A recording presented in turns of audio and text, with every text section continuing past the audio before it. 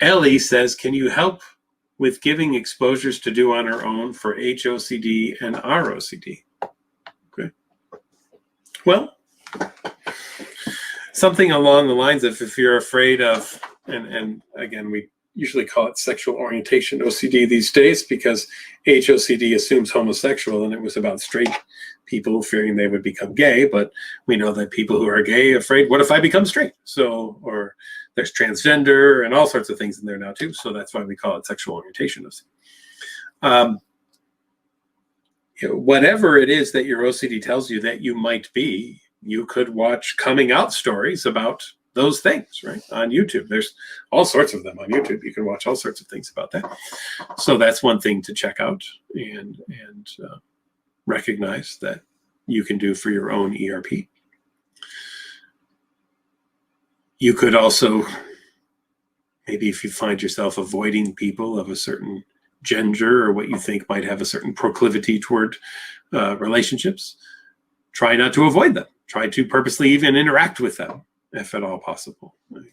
Some people are afraid that it's even contagious. I've worked with people who thought that they could pass on being straight or gay to other people if they were to shake their hand or something of that nature. And so go, and when COVID's done and everything, do those things, right? And recognize that that's not how it passes, right? It's nothing like that.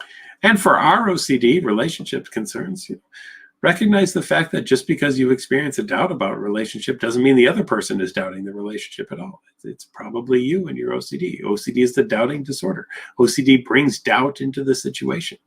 And so it's working on being okay with the fact that, you know what?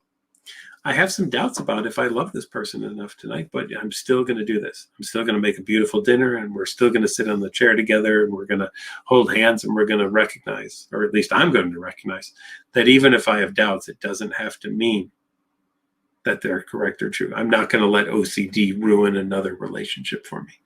And then you might say, well, how do I know if I'm having a real doubt or if I'm having an OCD doubt? Most people have said to me, I know the difference, right?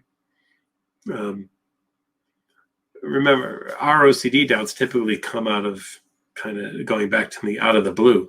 They come out of nowhere. They're what if thoughts, versus a doubt because, well, I found out somebody cheated on me. Now, do I want to be in the relationship? That doubt would be more of a kind of realistic kind of concern, versus, wow, we just love each other. We've been married for 20 years, but oh my gosh, what if we don't love each other enough? And how will we know that we're going to last for 25 more years? That's where you can start to see really OCD coming into things.